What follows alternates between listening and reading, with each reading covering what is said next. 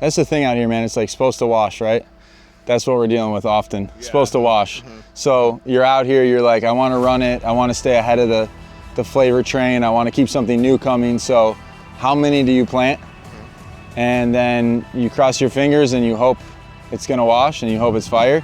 And then if it is, you run a bunch of it next year, but you've lost that whole year of like, if you don't commit enough to it when it's the flavor people want, then you don't have enough of it.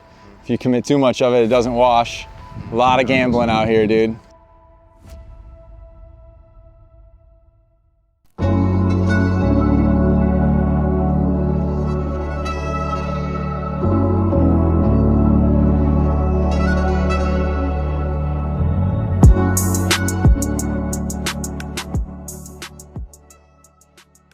So are you guys doing a lot of testing, like at like satellite indoor facilities before you bring stuff out in the field, or if you're lucky? Not at all. I don't think it transfers. Yeah. So like, It's different. yeah, it's totally different, bro. Like take OG Kush. So indoor OG Kush we're gonna flower it for 68 days, 70 days maybe to really like get it done. Out here, it triggers before almost anything else. Likes it hot. Loves it hot. Yeah, loves it. There's some right here. Looks like a totally different plant. Yeah, it stacks. Doesn't get stretchy. It's not finicky. It's not shitty. Yeah, it's right on the other side of these. The banana? That's the faux banana. Oh no, this is just OG. Yeah, that's just the OG. This is just OG. So like, look at that structure compared to like an indoor OG plant when it's all finicky. Falling over, like it's praying. It's perky, like pretty green. right. You can see some of the OG, thing it's doing there, but like overall, it doesn't transfer, and then the flavors don't transfer either. Like what's good is good, right? But whether it performs here and works is not. We can't tell right away. Right. The Z patch. This is cute. Yeah, dude. Just a little garden of Z. Nine rows of Z and then one of the blue yuzu. It's great, right? I mean, for Z, they're pretty happy.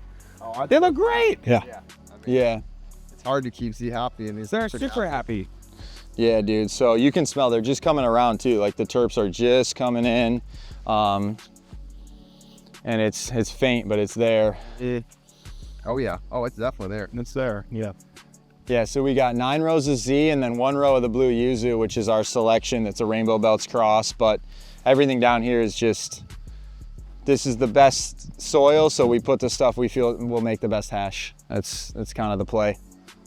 We're pretty excited. We're gonna keep a lot of this for ourselves. That's the plan. This is the heck. So The soil is like 5 shades darker in this garden. It is. yes. It is. What's that from? Is there a reason? Yeah, absolutely. So this was my grandpa grew vegetables in this and amended it organically for like probably 50 or 60 years before we took it over. So like he was bringing in, like when I was a kid, I went up in those pines and would gather pine needles and come down here and like mulch the garden with the pine needles. And like he was taking the wood ash from his wood stove and dumping it in the garden like before that was a thing. Cause he like really for him, it was cost effective. He didn't have a lot of money. So he was like, what can I do to like, make it? Like he'd get manure from like the local horse farmer who was like, take this for free and get it out of my hair and I'll put it in the garden. So it's a really unique blend of like free organic inputs that he did, That's awesome. for many years. And then we just kind of have been piggybacking on it. But yeah, anything we put down here does better. Well, yeah, it's Grandpa's garden. Yeah, dude, it crushes. It's kind of cheating, really. Like no one has dirt that's been worked for 70 years. Shit cow pack. Yeah, it's nuts. And it still drains really well too, which is good for the Z. Yeah, I mean, look right here, right? We're on a raised bed, dude. Like, you know what I mean? Like, you think about drainage on 2 of these sides, we're on a cliff. Yep. So it's really kind of, even though we're way lower than that, we're still on a terrace. What's the cross on this one? It's a Rainbow Belts cross. I'm blanking right now, Joe. I think it was belts on belts. I think it's belts on belts. Belts on belts? Yeah, I think it's. It was Yeah, the Rainbow I think Belts it's belts V2 on from belts. Archive, I think. Yep. That one smokes really good. I've had rolled up some of your flour from the dispo on that like a couple years ago. Yeah. Bomb for sure. Oh, hell yeah, dude. It burns really good. It's the most Z-leaning like rainbow cross I've had. Yeah, we like it. It's obviously got more vigor. It's got a little more back end. It's not as crisp as the other, but We just did a row of it because we want to drop a jar of each next to each other. So we want people to be able to grab each jar. This was growing right next to each other. Yep. Like these jars are going to be really hard to find, just because they're not. You're gonna smoke it off. That's that. So yeah, we're gonna do a bidding war, us versus ourselves. It's beautiful right now.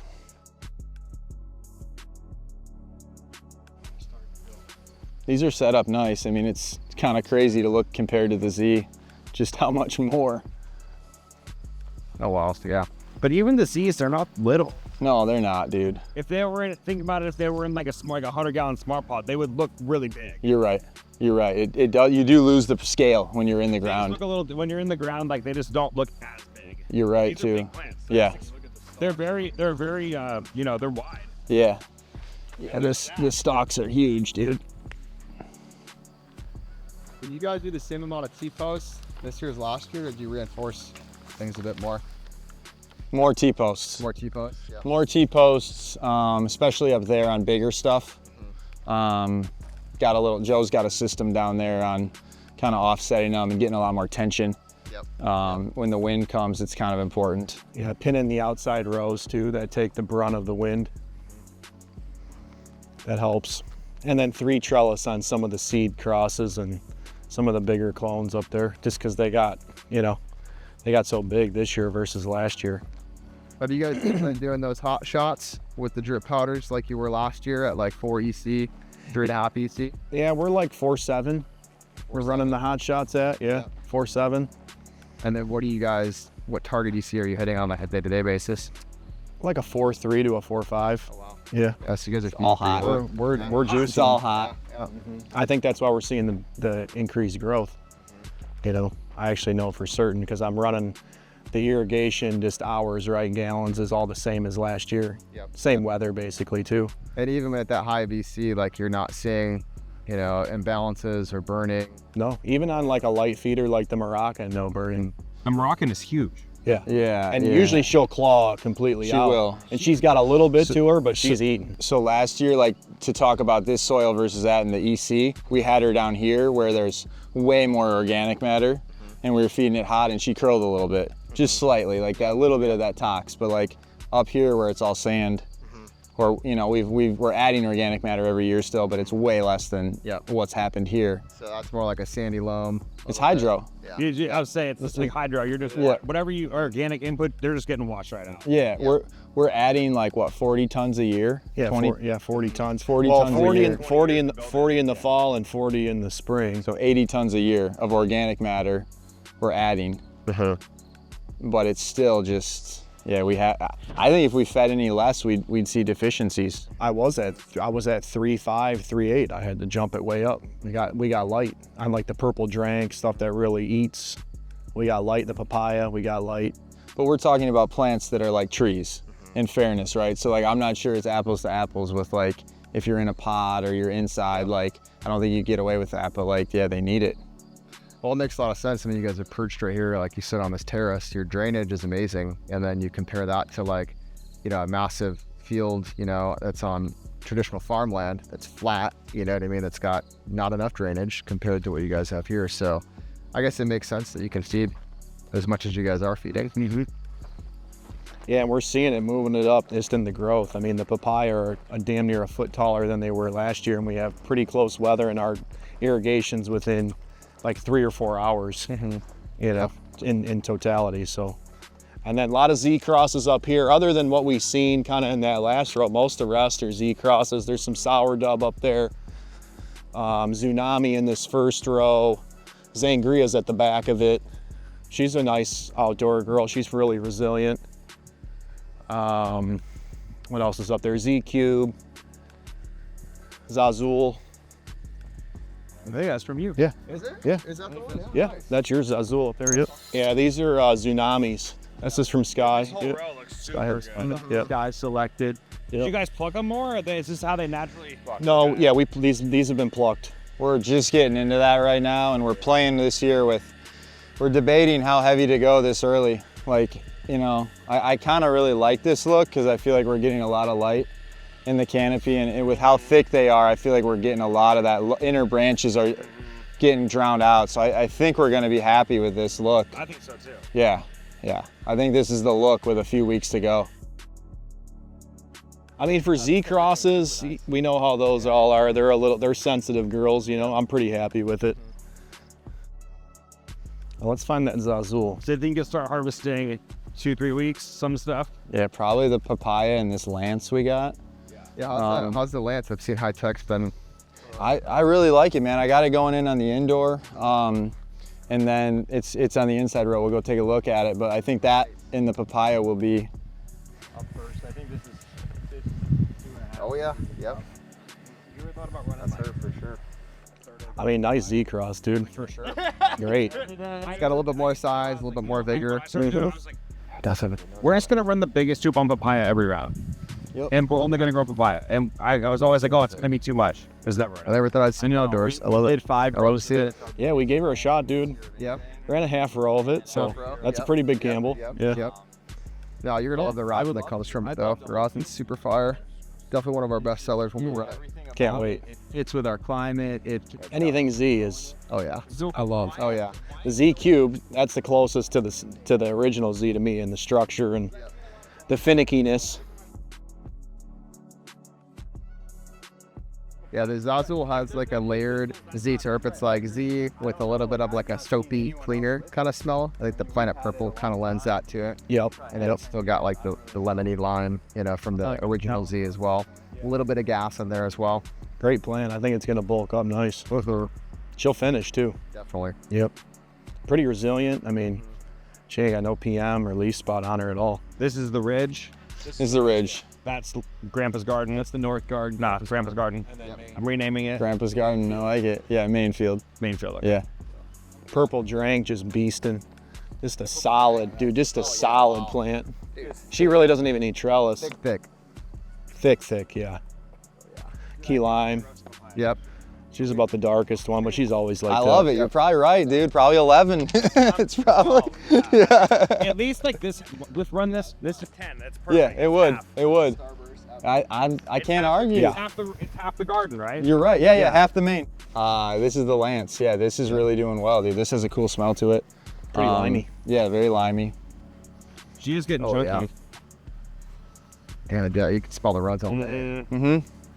I'm happy with that. It's supposed to wash good. The dudes who gave it to us have been up there in Cali a long time. Really good. Yeah, in NorCal doing it a long time, and that's what it came to us as. They were like, you got to grow it for hash, and then What was the cross again? Runts and what? it's Ridgeline Lance, and I don't know what the cross is.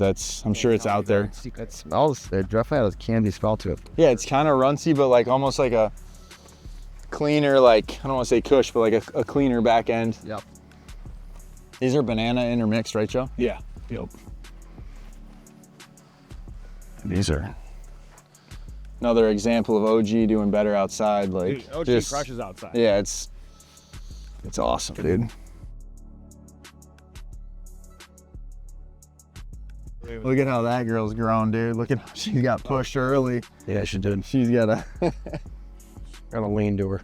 It's a little bit. But yeah, like these plants, dude. When we say for some EC, like look at the stalks. Like, I mean, it's. Well, it's cool to see they're taking it at that high of an EC2. Just, I mean, kind of speaks to how balanced the line is. Oh yeah, dude. I mean, it's working, man. I wouldn't change it. I was telling someone earlier today, like, I would say if it wasn't working, and I would just not use it. You know, it's that simple. So we wouldn't change. And then how's the indoor been doing on it? Great, dude. The weed's burning really good, which is important to us. And like for a while, our yields we've been trying to get our yield up. Like everyone always, like every farmer since the beginning of time, is trying to get more of what they're growing. But we were also just growing nothing but candies. Yep. And that is a painful way to try to get your yield up. And so we've been getting up there though. I mean, our last run of candies with drip, with no under canopy and just HPS at 2.5 a light, which for what we're a really good weed that we can sell and that we're happy with. So like I can't really ask those guys for much more with what genetics they're working with, you know. And so I'm very happy with 2.5 fillet on candies is like, without under canopies, is phenomenal. yeah, I'm very happy with it. It's great. You know, and so The smoke quality, the burn on everything's toasted real nice. everything's burning really good, and I don't think the candies burn as good as like greenweed. It just as a starting point, I think greenweed like Z or the blue yuzu or the Headmaster Kush like all burn better, but I don't know why that is. I have a theory that the purple doesn't combust as good. I don't know why, but like, yeah, there's something about it. Like if you go just generic green weed versus purple weed, generally the green burns better. But anyways, yeah, it's burning good, man. Nerd out for you there. Are you guys, Fuck purple weed, dude. Is this the Lance again? Yeah, it's it's mixed in. Oh, I see. On the indoors, like on the topic of burning good, are you guys using any calcium products on the back end, or are you just cutting the A as noted, or are you subbing in? And this can be off the record too. I'm just curious. Yeah, I'll tell you what we're doing, dude. We're doing everything from you guys, and then we sometimes play around with some sugary. Yep. And then That's really popular with like a lot of people run sugar still. yeah, we play with that still. There's a debate, an internal debate on whether that's something or nothing. And then we just cut the A, and then we still controversially flush the plants. So controversial. So controversial. controversial. With RO. Yep. With RO. How many days in the back end? 5 to 7? Yep. More like 7. More. You guys are wild. I know, dude. Flush? Yeah, we flush still, dude. So we'll cut the A with like 14 days to go. Yep. And then maybe right in that range, and then we'll cut everything at 7. Yep. But the media still has a ton of food in it. Of course. Totally. So like it's not like we're not feeding. Like that's the misconception. You're flushing like with what we're growing in, which is ProMix or peat and perlite for people who aren't from Michigan and don't know what ProMix is. Like it's holding on to shit, right? Like it's not like Rockwell. You're lowering your EC by the time you harvest. You're not getting rid of Correct. everything. No, not at all. I mean, I'm Still got a reading at the end. well, yeah. You're stacked up at 5 to 7 EC when you cut and go to RO, right, on your runoff for baseline, and then you start putting RO into it, and it's like you're gonna get down to what, like 2 or 3 EC, like. So it's more of a stepping down method, you know, and then going into your RO flush, having stepped down, only flush for 5 to 7 days, probably not pushing a ton of water through the media. We're pushing a fair amount at the end. Yep. By hand. Another controversial take. Controversial take, dude. So you're flushing, Hot take. You're RO flushing by hand. Yeah. So is that to push whatever on the topsoil down through the media? Yeah, I think after a full run of flowering with drippers, you get channels built up, and that you don't. We're hand watering throughout the cycle too. Not every day, but we're hand watering throughout the cycle. Yep. Synganics, teas. No, just hand watering with drip. Yep. Because when we hand water with a higher volume of water more often, the plants are healthier. Dude, Bear still does it. I've been at Bear's facility, and he's got guys walking around with a cart with a 5-gallon bucket and a pitcher, Yeah. just hitting it, making sure things are even. Well, you even them out with the Yeah. hand watering too. Like Feel to it. there's an element of that where like we're not growing with meters. We threw away all the Arroyo. It was making us think backwards from our intuitive. It's also making you think too much, worry about problems that don't even exist sometimes. Correct. And like that style is awesome. And like if you're in Rockwell and you're running it on a computer, like total respect. It's cool. Do your thing. I'm not. There's so many ways to get the same result. Just we've been growing in ProMix since 2009 with salt, and the weed's really good, and it like burns, and we just kind of went back to doing that. And I don't know. Like I don't know. I've got to go back to what works. I don't want to think about it anymore past that. You know, like I just want it to be good. Tried other things, and we ended up back there. Yeah.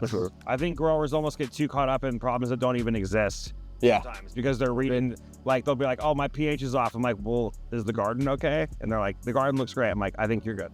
Don't look at that. Yeah, totally, We man. get lost in the data. Exactly. 100%. It is a good indicator of where things are at, but like you could sometimes chase your tail if you're trying to perfect that data too much. Well, yeah. It's almost like you know a little bit too much about your garden, and then you'll just go down these false flag roads of thinking something's that and over adjusting on one end and when it was nothing to begin with, or if it just needed a much lighter adjustment, but you got spooked by a number. Yeah, overcorrecting is really a big thing, man. It can happen. Even Ramsey put up a post about it the other day, like stop chasing your pH, like you're fine.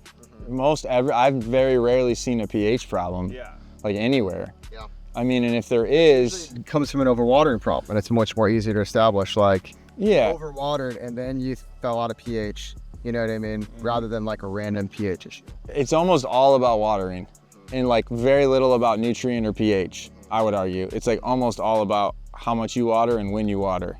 And like if you try to teach someone like about it, you can teach them really quickly to do the right pH and to do the right EC or ppm. It's kind of harder to teach them like, Wrong volume. yeah, Yeah, Or for when sure. a plant needs it and when it doesn't. yeah. That makes a lot of sense. Well, I think that's why we, as older growers, have done well, because we grew up picking up pots to measure how dry is this. Let me pick this up. Okay, Yeah. it feels light. Oh, I threw it almost. It's like, oh my gosh. Oh, I'm not sure. Let me look at the leaves. Am I wilting a little bit? Then like, okay, sure, let's hit it. You know? So Yeah, man, dry the plants back, water them, don't over garden, water them, leave. Like we grew up running spots where we would leave, we didn't live there.